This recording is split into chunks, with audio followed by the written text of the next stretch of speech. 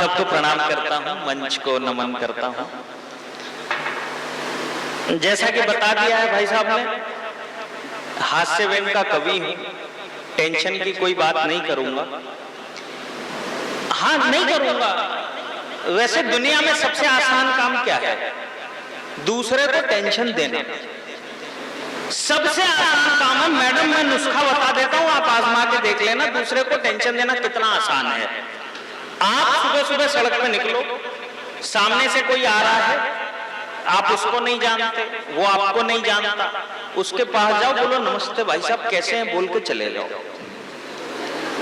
अगला दिन भर टेंशन में रहेगा, खा कौन?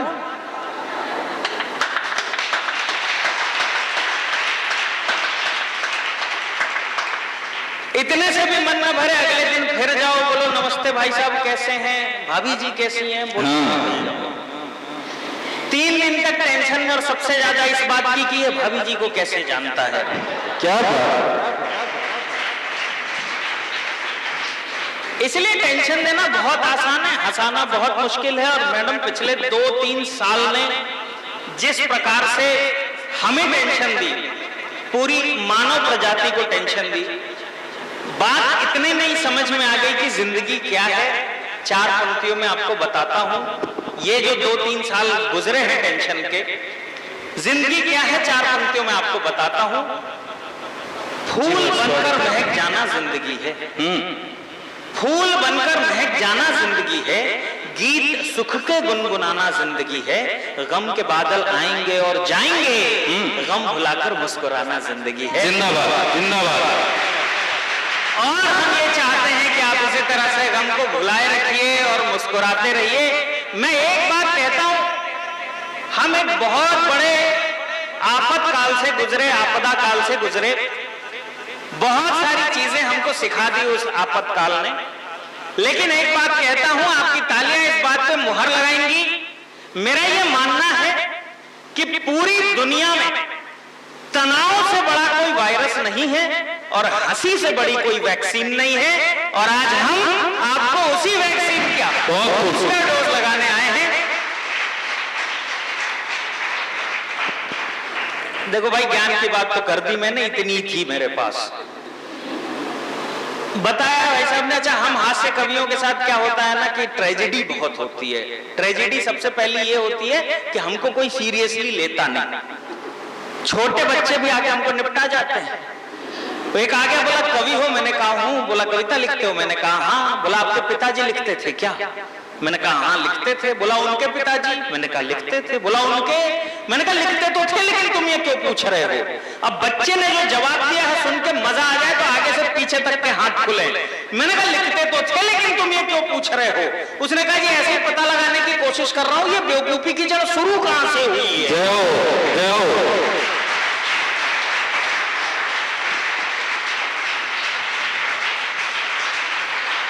बेइज्जती हो गई, बदला लेना था। मैंने उस बालक को एक तरफ बुलाया, मैं कहा बेटा एक बात बता, अगर तेरे पूर्वज हाथी होते तो तू क्या होता? उसने कहा जी तब मैं छोटा हाथी होता। मैं कहा अगर वो घोड़ा होते तो? बोले जी तब छोटा घोड़ा होता। मैं कहा अगर वो गधे उल्लू इनमें से कोई होते तो तुम क्या होते? अब मैडम मैं ये सोच रहा था कि बच्चा जवाब देगा, मेरी बेइज्जती का बदला निकलेगा, कलेजे को ठंडक पहुंचेगी। लेकिन वो बच्चा सन 2000 का बाद वाला था। भाई बालक तो 2000 से पहले ही पैदा हुए हैं, उसके बाद तो डायरेक्ट पिताजी ने उतार लिया है। मैं कहा बेटा अगर तेरे पूर्वज गधे उल्लू इनमें से कोई होते तो छूटते ही कहता, फिर तुम्हारे जैसा हास्य का कोई कवि होता?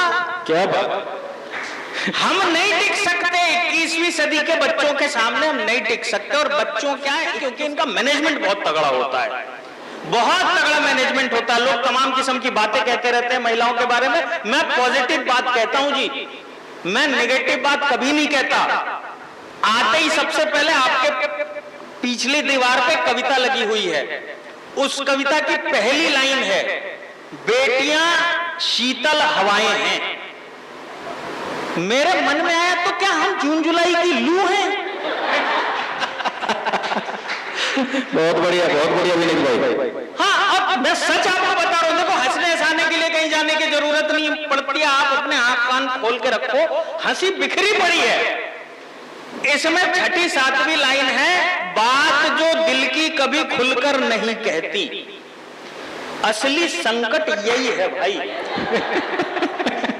ये कभी खुलकर अपनी बात नहीं कहती। और हम बेचारे भोले, लड़के बहुत भोले होते हैं। मैं आपको बता रहा था, छोड़ो ये सब बातें कभी और करेंगे। मैं आपको बता रहा था इनका मैनेजमेंट कितना तगड़ा होता है। हम इनके सामने कोई मुकाबला नहीं रखते। वो एक के घर में 7-8 मेहमान आ गए अचानक बिना बताए। औपचारिकता होती है, चाय के लिए पूछना पड़ा तो पता चला घर में चीनी नहीं। आप देखो इनका मैनेजमेंट, मैं आपको बता रहा हूं। घर की जो पत्नी थी उन्होंने कहा कि देखो टेंशन की कोई बात नहीं है, मैं फीकी चाय बना देती हूँ, तुम सर्व कर देना, बाकी मैं संभाल लूंगी। एक तो जीवन में इतना कॉन्फिडेंस होना चाहिए जो हमारे नहीं है। बोलो बाकी मैं संभाल लूंगी। ठीक है जी, फीकी चाय बन गई, दे दिया गया। मेहमान ने जैसे ही प्याली उठाई, अंदर से वो घर की पत्नी जो थी वो निकल के आई और उन्होंने कहा कि देखो जी आज हम एक गेम खेलेंगे। मैनेजमेंट देखो इनका। बोले आज हम एक गेम खेलेंगे। क्या गेम? बोले 7-8 कप चाय में से 1 कप चाय फीकी है, वो जिसके हाथ आएगी कल उसके घर हम पार्टी करेंगे। क्या बात है। मैडम 7-8 लोगों ने चाय पी ली, किसी ने नहीं कहा मेरी फीकी है। जिंदाबाद। और तालियां तो इस बात पे, किसी ने नहीं कहा मेरी फीकी है, एक ने कहा मुझे डायबिटीज है, इतनी चीनी क्यों डाल रखी है। क्या बात है।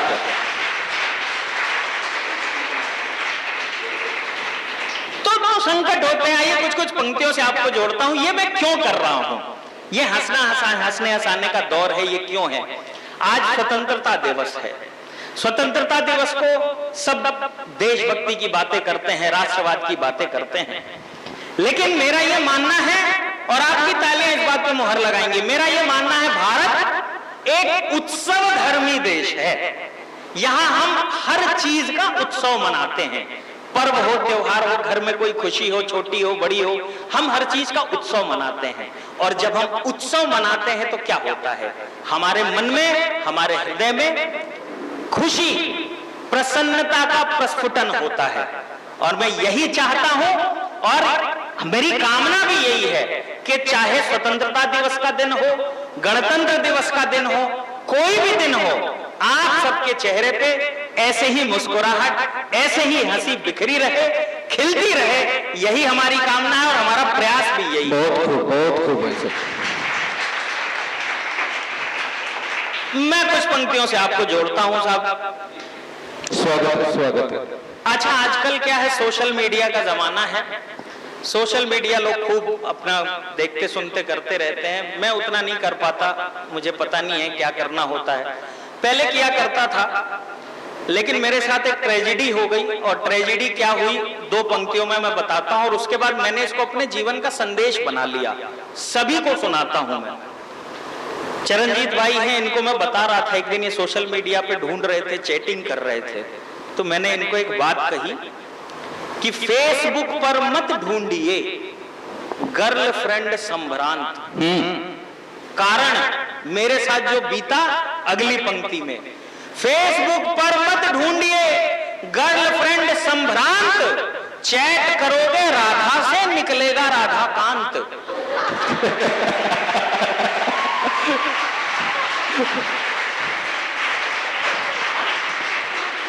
एक बार पीछे वाले बेटियों के लिए तालियां।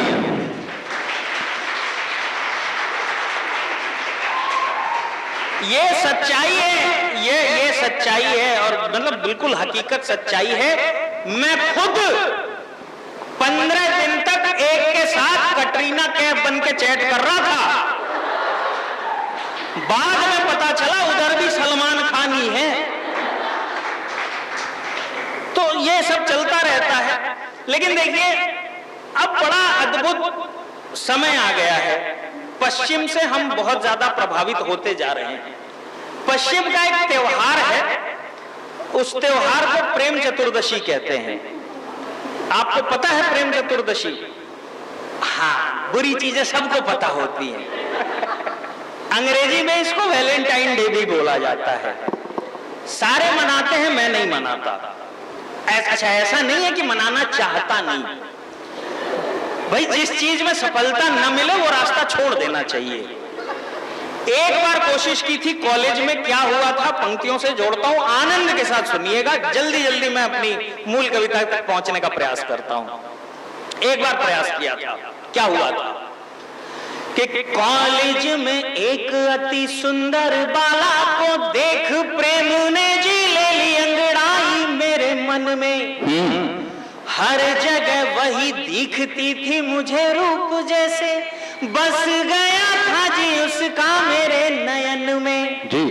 के फूल देने गया ही था तभी देख लिया उसके भाई ने जो था चौगुना मेरे वजन में। क्या बात है।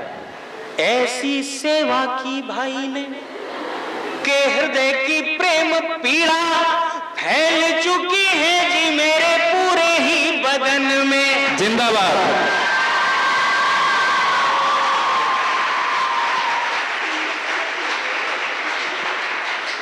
और इतने पे बात खत्म हो जाती तो बात थी, कैसे कैसे धोया उसके भाई ने क्या बताऊं, दो का मुझको तो भैया चार दिखता है अब। और हीरो कहते थे मुझे कॉलेज में पहले जो, कहते हैं बेचारा लाचार दिखता है अब।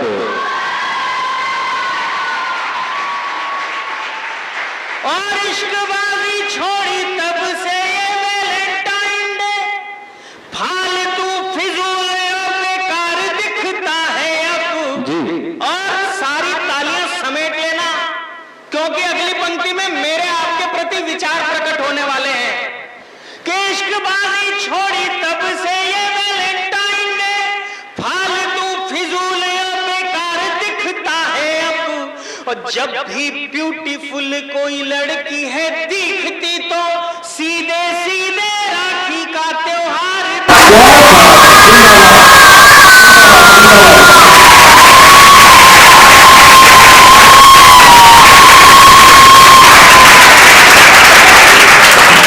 तो अब आपको पता चल गया होगा मैं इतने धार्मिक प्रवृत्ति का आदमी क्यों हो गया हूं। कहते हैं अक्ल जो है वो बादाम खाने से नहीं ठोकर खाने से आती है। आइएगा, मैं एक दो छंद रख के, एक जो मेरा मूल गीत पढ़ना है मुझे वो पढ़ के अपना स्थान लूंगा, एक दो छंद आपके सामने रखता हूं। साहब लोगों ने प्रेम के विषय में बहुत सारी बातें की। अच्छी रिकॉर्डिंग चल रही है भैया, अच्छी फोटो आ रही है ना मेरी? हाँ, नहीं बाद में रील बनाना पड़ता है उसका। हाँ, तो प्रेम के विषय में बहुत लोगों ने बहुत सारी बातें की। मैंने भी रिसर्च किया कि प्रेम क्या है, क्यों है, कैसा है। तो पता चला कि प्रेम के 3 चरण होते हैं। पहला चरण वो होता है जब ये प्रेम होता है, लव एट फर्स्ट साइट। दूसरा चरण वो होता है जब ये प्रेम बिल्कुल अपने उफान पे होता है। और तीसरा चरण वो होता है जब इस प्रेम को उतारा जाता है। हाँ, ये खुद से नहीं उतरता, इसको उतारने की एक विधि है, वो मैं बताऊंगा। अब बेचारे लड़के क्या करते हैं, तीनों चरण हैं, एक एक चरण सुनिए। क्या करते हैं? पहला चरण, ये प्रेम हो रहा है तो बेचारे लड़के क्या करते हैं? भक्ति की धुन में हास्य रस आनंद लीजिए। कि तार हिले और गिटार बजे दिल में, तब देखते ही दिल हारे। लड़के बेचारे, कि तार हिले और गिटार बजे दिल में, तब देखते ही दिल हारे। चाहत है कि दो टूक हो बात, परंतु इन्हें कोई घास न डाले। क्या बात है। तब क्या करते हैं ये भोले लड़के कि चित्र बनावे कलेजे में बाण के, नाम लिखे करे कागज कारे। और लैला तो पास होके चली जाए, और मजनू हो फैल वहीं झक मार। कमाल कमाल।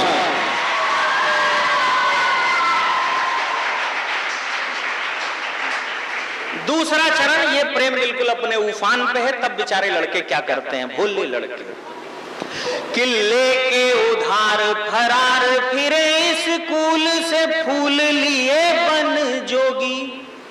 वोटर भी जो अभी ना हुए हैं क्लास में, प्रेम के आस में रोगी। वाह। बाप की बाइक ले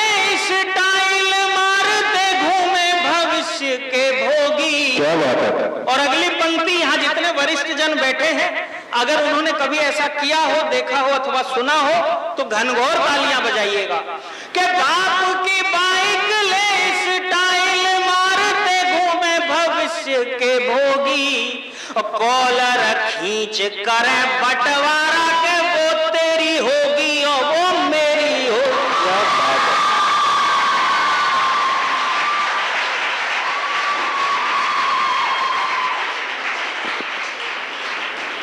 अब आ जाइए तीसरे चरण पे।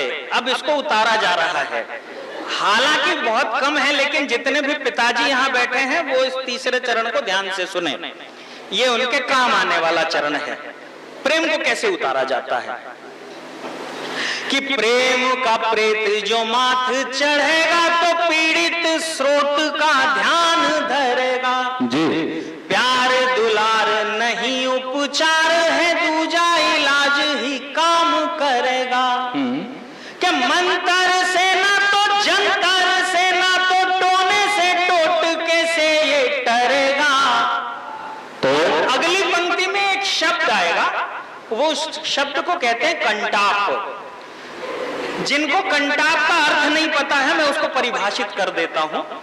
कंटाप यानी कान के निचले हिस्से पर किसी बाह्य शक्ति के आकस्मिक स्पर्श से उत्पन्न चट की आवाज को कंटाप कहते हैं। क्या बात है।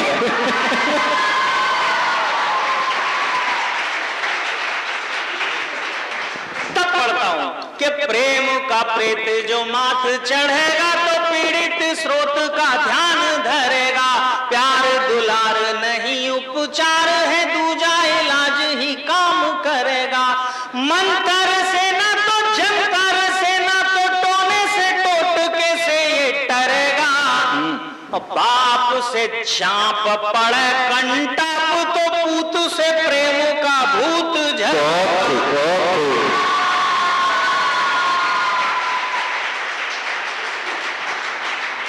लेकिन मैडम कुछ लोग जिद्दी होते हैं, वो इन तीनों चरणों को पार कर जाते हैं। उनके लिए एक विशेष चरण है, उनके साथ क्या होता है, उनके लिए विशेष चरण है, सुनना चाहिए। मतलब बूस्टर डोज भी लेके आए हैं। हाँ, विशेष चरण। ऐसे लड़कों के साथ क्या होता है, क्या करते हैं ये लड़के जो इन तीनों स्टेज को पार कर जाते हैं कि रात को चैट और पार्क में वेट करेंगे लिए तोहफे गुलदस्ते, लोन पे तो आईफोन दिलाएंगे, किस्तें भरेंगे रोते और हंसते, ब्याह के वो चली जाएगी यूएस। अच्छा, ऐसी जगह जाएगी जहां जाना तो दूर वीजा नहीं लगेगा अगले का।